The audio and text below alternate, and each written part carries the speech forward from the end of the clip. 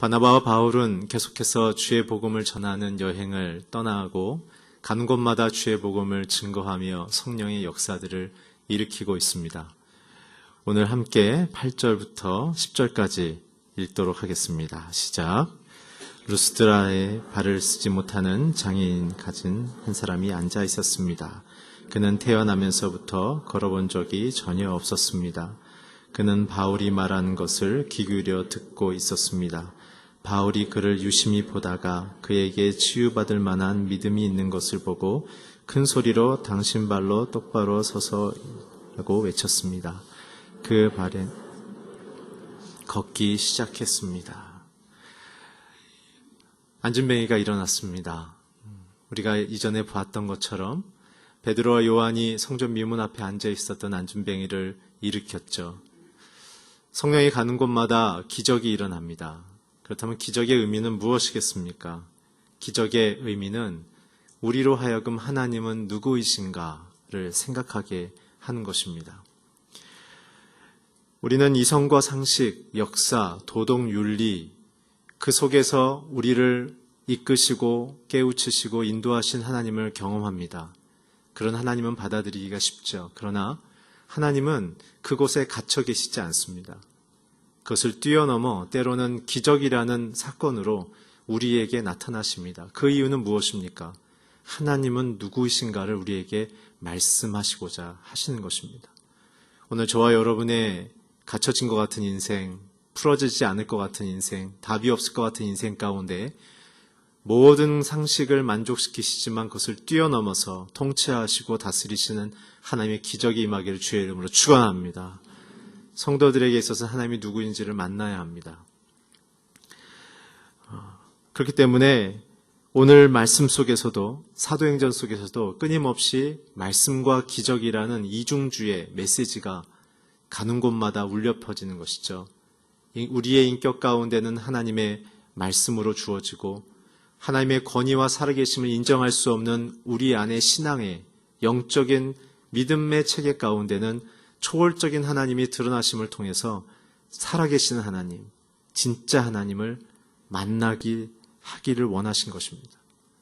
오늘 저와 여러분의 신앙 속에도 우리의 신앙의 연륜과 경험을 쫓아서 내가 만든 하나님이나 내가 제안하는 하나님으로 우리는 혹시 하나님을 기대하고 계시지는 않습니까?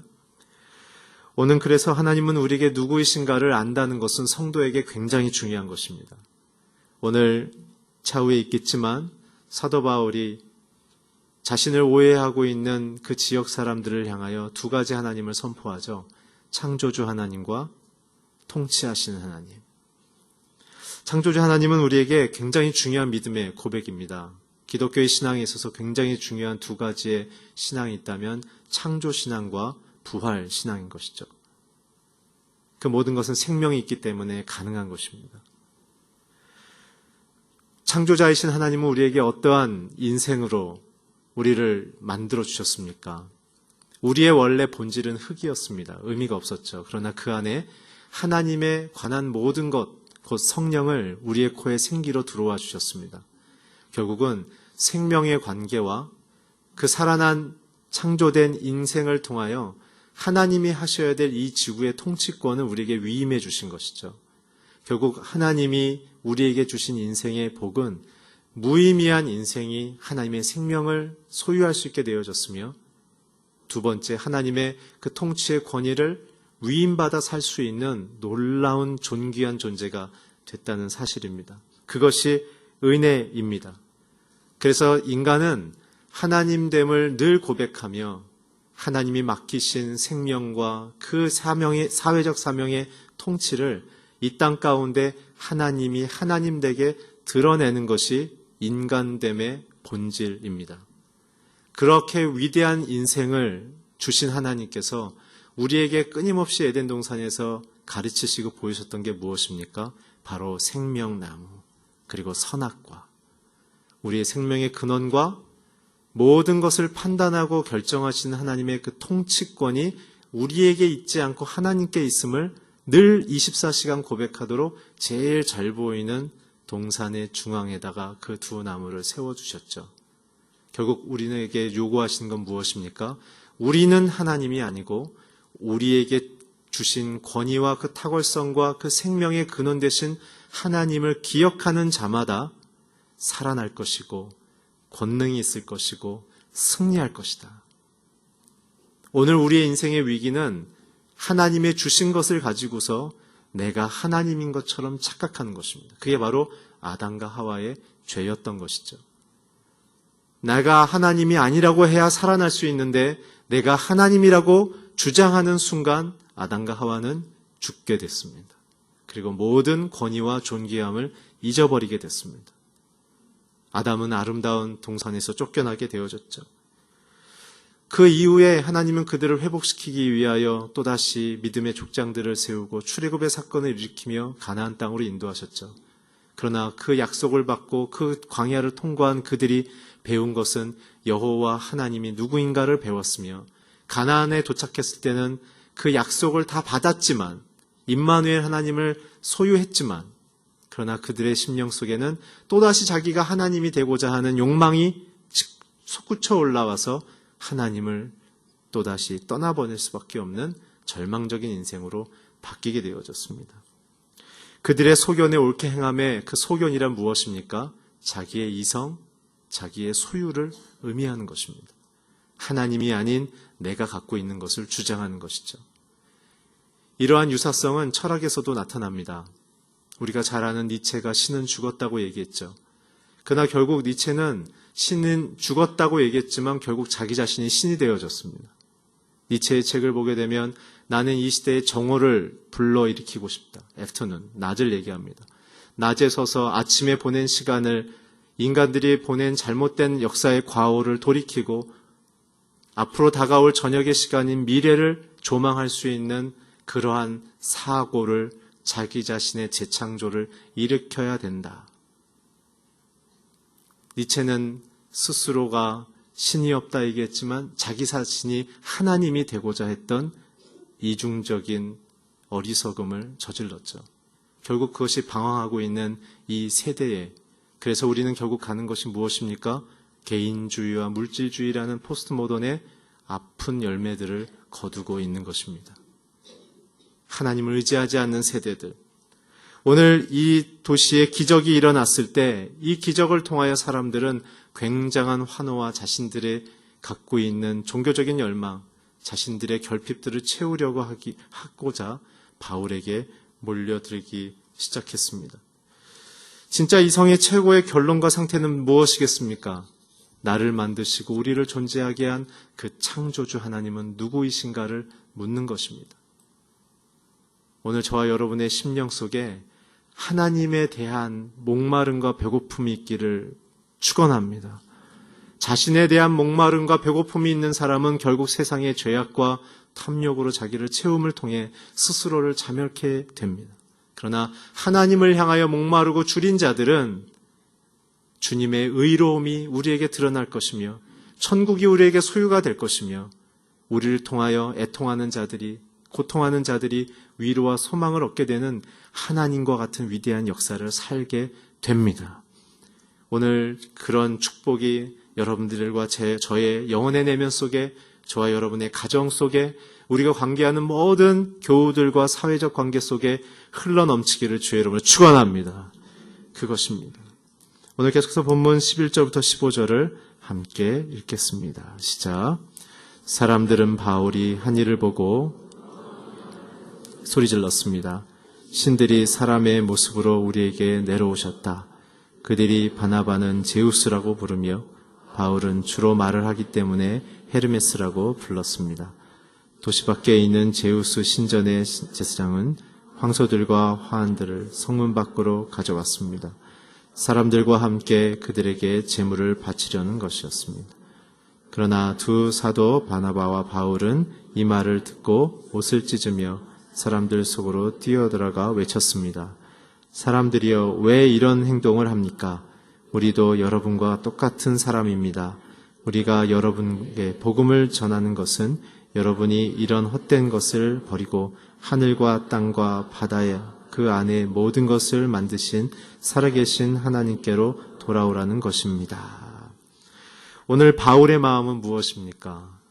자신을 통해 드러난 하나님을 보고 오히려 그들은 눈에 보이는 바나바와 바울을 제우스로 헤르메스로 인정하며 그들을 신격화하려는, 영웅화하려는 모습 속에 바울은 오히려 자기를 낮추는 태도를 보이는 것이죠. 하나님을 안 자들, 그리고 자신이 하나님이 아니라고 고백하는 자들의 특징은 자신을 높이려 하거나 자신을 영웅화하려는 그 순간 나는 아무것도 아니라는, 우리는 흙으로부터 왔음을 고백하는 I'm nothing을 선포할 수 있는 믿음의 용기가 있는 자들입니다. 하나님을 경험한 자들은 중심에 서려 하지 않습니다. 낮은 곳, 더 낮은 곳에 내려가 섬기려고 하죠. 예수님께서도 말씀하셨습니다. 천국에서 높은 자들은 낮아지려는 자들이고 섬기려는 자들이다. 진짜 권위 있는 하나님을 만난 사람들은 우리 자신의 존재가 아무것도 아님을 고백하는 참된 겸손의 심적 상태로 내려가게 됩니다. 왜냐하면 내 자신이 죄인인 것을 알고 있기 때문에 그런 것이죠. 죄인을 고백한 자들만 참된 평화를 누릴 수 있습니다. 그러나 자기가 하나님처럼 높아지거나 완전해지려 하는 자들은 늘 갈등과 경쟁자들과의 이 압박관계 속에 늘 불안하게 사는 것이죠.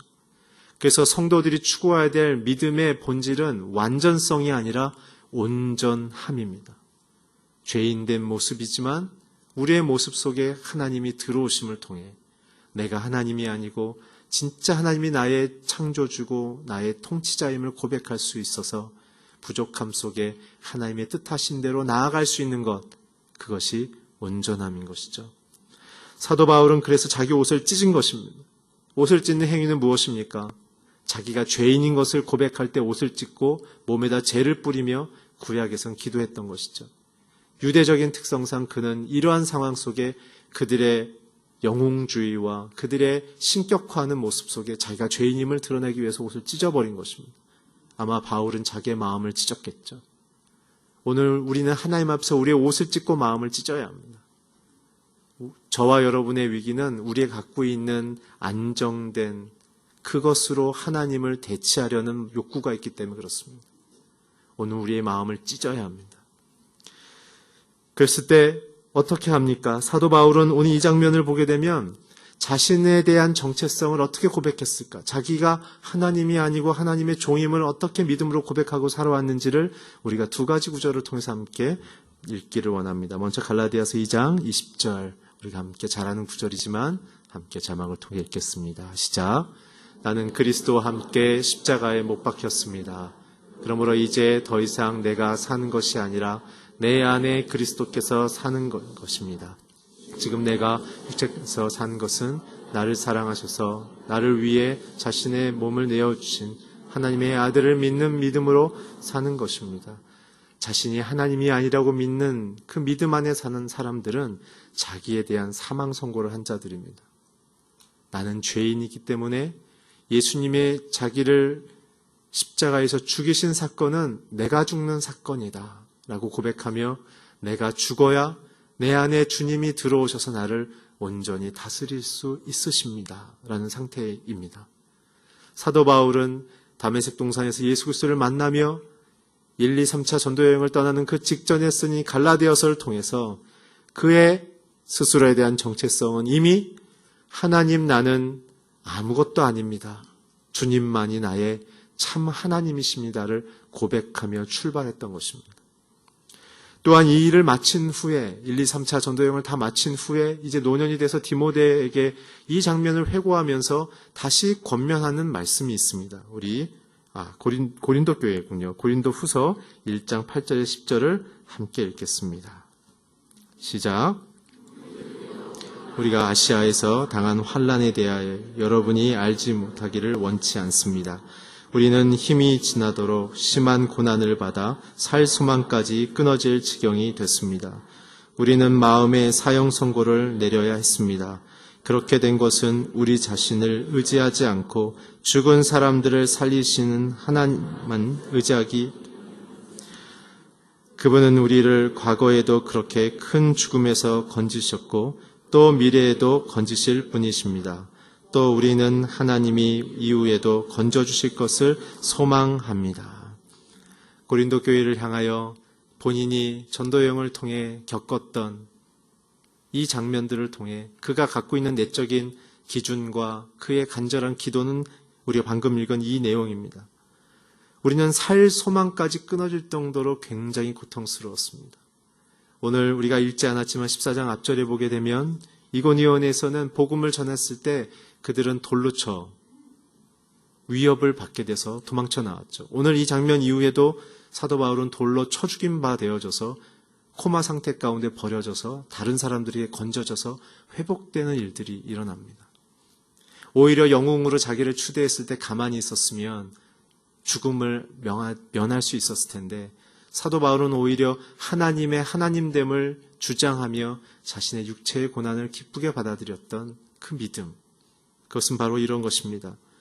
우리 자신의 심령 속에 사형 선고를 내려서 내 안에 하나님 되려는 그 욕구와 욕망들을 다 죽여버리는 관계에 됐을 때 결국 하나님이 나를 살리셨습니다. 사랑하는 성도 여러분, 오늘 우리의 심령 가운데는 우리의 신앙의 동기와 우리의 유혹들은 무엇이 있습니까? 우리는 혹시 하나님의 힘을 빌려서 우리의 결핍이나 우리의 보상 심리를 충족하려는 기도를 하고 계시지는 않습니까? 예수를 잘 믿으면 건강해지고, 예수를 잘 믿으면 승진하고, 예수를 잘 믿으면 세상의 그 어느 사람들보다 승승장구하며 아무도 나를 대적할 수 없을 거라는 그 마음속에 혹시 우리는 내 스스로를 강한 자처럼 하나님과 같은 능력자로 만들려고 하고 있지 않습니까? 그런 착각의 유혹은 우리의 잘못된 신앙의 해석에서 나온 것이죠. 하나님은 완전하십니다. 하나님은 능력이 있으십니다. 하나님은 모든 것을 통치하십니다. 그러나 우리가 그렇게 되는 것은 아닙니다. 예수님이 그 모습을 보여주셨죠. 예수님은 이 땅에 사셨을 때 어떻게 사셨습니까? 빌립보서 2장에 보면 그는 하나님과 똑같은 분이지만 자신의 신적 권위 그리고 그 통치의 모든 권한을 다 버리셔서 종의 모습으로 이 땅에 오셨습니다. 자기를 비우셨죠. 그리고 이 땅에 오셔서 힘 있는 자들과 함께 지내기보다는 죄인과 창녀와 세리와 함께 거하시면서 그들과 함께 먹고 마시며 그들의 친구가 되어주셨던 것을 우리는 알고 있습니다. 예수님은 자신이 하나님 본질이셨지만 스스로 이 땅에서 하나님임을 주장하거나 증명하려 하지 않으셨습니다. 오히려 자기를 낮추고 하나님이 아닌 것 같은 부정적인 삶을 사셨죠. 그리고 나서는 자기의 생명을 드린 것이었습니다. 오늘 이 장면의 하이라이트는 베드로와 함께 나눴던 대화입니다. 우리 마태복음 16장 15절에서 20절을 함께 같이 읽겠습니다. 시작. 그러면 너희는 나를 누구라고 하냐? 예수께서 물으셨습니다. 시몬 베드로가 대답했습니다. 주는 그리스도시며 살아계신 하나님의 아들이십니다. 예수께서 대답하셨습니다. 요나의 아들 시몬아, 내가 복이 있다. 이것을 내게 계시하신 분은 하늘에 계신 내 아버지시다. 그러므로 너는 베드로다. 내가 이 반석 위에 지옥의 문들이 이길 수 없을 것이다. 내가 내게 하늘의 나라의 열쇠를 줄 것이다. 무엇이든 내가 땅에서 매면 하늘에서도 매일 것이요 내가 땅에서 풀면 하늘에서도 풀릴 것이다. 그 후에 예수께서는 제자들에게 자기가 그리스도이심을 아무에게도 말하지 말라고 얘기했습니다. 예수님이 갖고 있는 심적 상태는 하늘 아버지에 대한 충성이었습니다. 자신이 하나님 그 본질이셨지만 우리에게 이사야서에 기록되어 있는 것처럼 우리의 죄를 용서하실 어린 양으로 오셨기에 하나님됨을 기꺼이 포기하시고 하나님의 하나님됨을 오히려 거꾸로 우리에게 아버지를 높이며 보여주셨던 예수 그리스도. 그리고 나서 자신의 메시아직과 그리고 부활 이후에 일어날 그 교회의 주도성을 자신에게 초점을 맞추지 않고 아직도 예수님을 메시아로 믿지 않고 그 오심을 이해하지 못하는 베드로에게 위임해 주시는 이 참된 겸손함. 이것이 성도들이 가져야 될, 내가 하나님이 아닙니다라고 주장하는 성도들이 심적으로 목숨을 걸고 지켜나가야 될 두 가지의 태도인 것입니다. 아버지에 대한 충성. 주님의 뜻이 내게 이루어 주십시오. 두 번째, 하나님의 뜻을 내가 도드라지게 유도하는 것이 아니라 하나님의 사람들에게 혹은 하나님께 성령님께 영광을 돌릴 수 있는 자신 마음속에 참된 겸손. 이것이 내가 하나님이 아니라고 주장하며 살아갈 수 있는 성도들의 심적인 상태입니다. 그러나 저와 여러분의 현실이 어떤지 쉬지 않고 베드로가 보여줍니다. 바로 21절부터 24절까지 함께 읽겠습니다. 시작. 그때부터 예수께서는 자신이 마땅히 예루살렘에 올라가서 장로들과 대제사장들과 율법학자들의 손에 많은 고난을 당해야 할 것과 죽임을 당했다가 3일 만에 다시 살아나야 할 것을 제자들에게 드러내기 시작하셨습니다.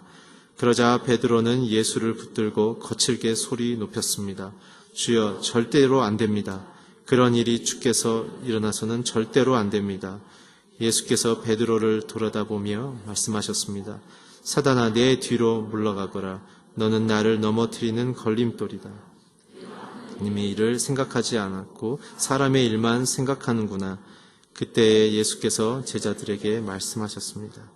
누구든지 나를 따르려거든 자기를 부인하고 자기 십자가를 지고 살아야 한다. 예수님의 이제 하나님의 보내신 그 뜻을 이루려는 삶과 내용을 설명하자 베드로는 뭐라고 얘기합니까? 주여, 절대로 안 됩니다. 그런 일이 주께 일어나서는 절대로 안 됩니다. 이 얘기의 화법과 주제의 내용을 가만히 보면 어떻게 됩니까? 베드로가 하나님인 거예요.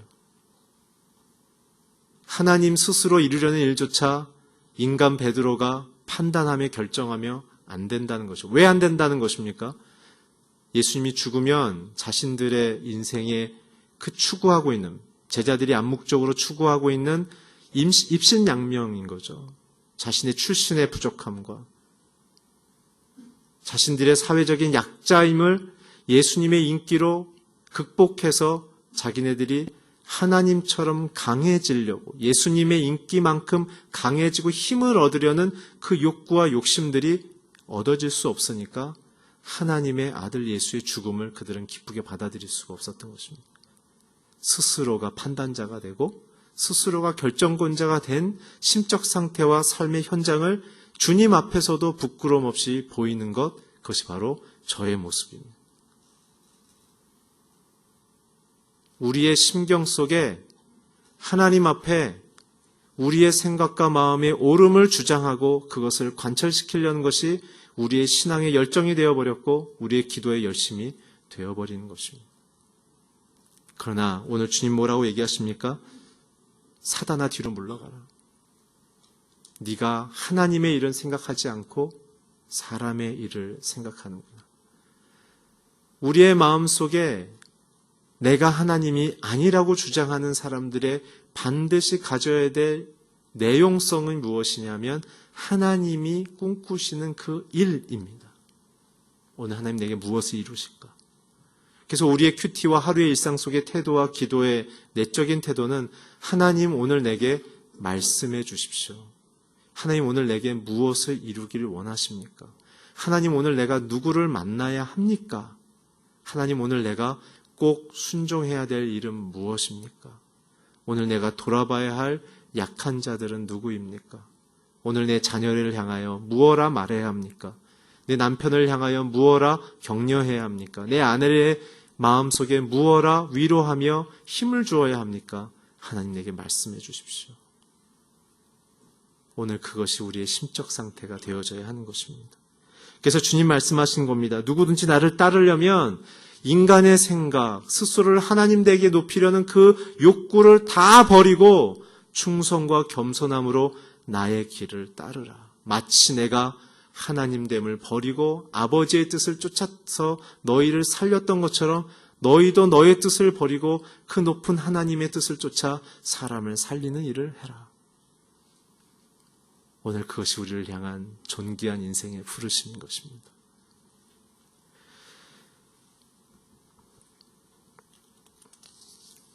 마지막으로 그렇다면 우리가 왜 그토록 하나님 되려고 노력을 하는가? 왜 우리가 그토록 하나님처럼 사려고 애쓰는가? 그것은 바로 우리가 하나님으로 만족하지 못하는, 우리에게 주신 영생만으로도 기뻐하지 못하는 우리 안의 불신앙 때문에 그렇습니다. 사실 성도에게 있어서는 두 가지만으로 충분해야 합니다. 우리가 하나님을 영화롭게 할 수 있는 인생으로 부름받은 것만으로도 감사해야 되며, 우리 죽음 이후에 우리가 영원한 생명을 약속받음만으로 우리는 감사해야 하는 것이죠. 이 땅을 살아가는 동안 우리는 그 하나님이 임마누엘 되어주셔서 우리를 비추시고 인도하시고 보호하시며 하나님의 자녀답게 이 세상에 빛처럼 소금처럼 드러내는 삶을 사는 것이죠. 근데 우리는 그런 삶의 방식을 기도하고 꿈꾸고 있지만, 그러나 그런 방법론에 있어서 세상의 방법론을 우리는 추구하는 것입니다. 힘을 얻고 다른 사람보다 더 성공하고 다른 사람에게 지지 않음을 통해서 우리는 하나님의 능력을 선포하려 하지만 성경은 그렇게 얘기하고 있지 않습니다. 예수님이 이 땅에 와서 멸시천대를 받으며 조롱을 받으며 그러나 진리를 선포하고 그 가운데 침묵가심 속에 하나님의 뜻을 이루기 위하여 묵묵히 순종함을 통하여 십자가가 이루어진 것처럼 성도들의 삶의 양식 속에서도 진리를 추구하며 사랑을 실천하며 세상에서 무엇을 얘기하고 우리를 조롱하고 비난한다 할지라도 그것을 오히려 거꾸로 사랑으로 대응하며 나아갈 수 있는 그러한 담담함과 덤덤함이 우리에게 살아가는 삶의 방식이라고 얘기하는 것이죠. 세상은 우리에게 뭐라고 얘기합니까? 교회에서 기대하지 않는 이유는 무엇입니까? 우리가 말하는 그 사랑, 우리가 말하는 그 겸손이 추구하고 펼쳐지는 방법론이 세상과 똑같은 겁니다. 우리도 강자가 되려는 것이고 우리가 갖고 있는 것을 더 강하게 확장하려는 것이 신앙의 힘으로 추구하려는 것이죠. 주님의 말씀을 기억하십시오. 마지막으로 제 말씀을 마무리하면서 이렇게 정리하고 싶습니다. 누가복음 17장 7절에서 10절을 함께 읽겠습니다. 시작. 너희 중 한 명에게 밭을 갈거나 양을 치는 종이 있다고 하자. 그 종이 들에서 일하고 들어오며 그에게 들어와 앉아 먹으라 하겠느냐. 오히려 내 저녁을 준비하고 허리에 띠를 두르고 내가 다 먹고 마실 동안 내 시중을 들어라. 그리고 나서 너도 먹고 마셔라 하지 않겠느냐. 자기가 말한 대로 종이 했다고 해서 주인이 그에게 고맙다고 하겠느냐. 이와 같이 너희도 명령받은 대로 다 마치고 나서 우리는 쓸모없는 종입니다. 그저 할 일을 했을 뿐입니다. 라고 말해야 한다. 이게 저와 여러분의 심경이 되어줘야 합니다. 우리의 인생을 존귀케 하고 우리의 인생을 아름답게 하는 것은 하나님의 몫이지 우리가 주장하거나 요구해야 될 몫이 아니죠. 이미 우리는 죄인에서 의인으로 바뀐 충분한 보상을 받았습니다. 이 약한 구조와 세상 속에서 휩쓸리지 않고 오늘도 우리의 가정이 믿음 안에서 사회 속에서 그 악함 속에 무너지지 않고 유지되어지는 굉장히 하나님의 성실한 보호를 받고 살고 있습니다. 우리가 더 이상 뭘 구해야 합니까? 우리가 구해야 할 것은 하나님의 비전이며 우리에게 시키실 일들에 대하여 우리의 약함을 통해 하나님됨이 드러나게끔 하나님 나를 써주십시오. 나는 무익한 종이지만 하나님 나를 써주십시오. 쓰임받고 나서도 하나님 나는 무익한 종입니다라고 얘기하는 진실된 자기에 대한 정직성, 그리고 하나님에 대한 분명하고 건강한 투명한 신앙을 갖는 것이 성도됨의 오늘날 한국 사회와 한국 교회가 회복해야 될 본질인 것입니다. 교회에 와서 자신들의 힐링과 자신들의 사회적인 약점들이 회복될 것을 목적으로 한다면 하나님 회복시키실 것이고 위로하실 것이고 사랑을 주실 것이지만, 그러나 하나님을 놓치고 그것을 얻는다면 우리에게 무슨 유익이 있겠습니까? 하나님이 사랑이시며 하나님이 부요하심이시며 하나님의 권능이시며 하나님이 능력이며 권위 그 자체이십니다. 오늘 하나님이 내 인생으로 들어오신다면 우리 인생에 그보다 더 아름다운 일은 없습니다. 오늘 저부터 그리고 우리 성도님들까지 함께 우리의 마음속에 갖고 있는 그 하나님됨을 추구하는 욕망들을 버리고 오히려 예수 그리스도의 삶을 쫓아 주님의 제자처럼 닮아가는 그런 온전한 신앙의 인생으로 살아가서 하나님께 주목받으며 주님이 그 삶 속에 거하시는 아름다운 인생이 되시길 주의 이름으로 축원합니다. 기도하겠습니다. 하나님, 우리는 하나님이 아닙니다. 우리는 무익한 종입니다. 오늘 우리와 함께 하시는 그 완전하신 하나님의 창조주 되심과 통치하심을 통해 우리의 인생 가운데 어떠한 고난 속에서도 어떠한 힘겨움 속에서도 주님의 선한 뜻을 이루어가는 귀한 성도님들 되게 하여 주시옵소서. 예수님의 이름으로 기도했습니다.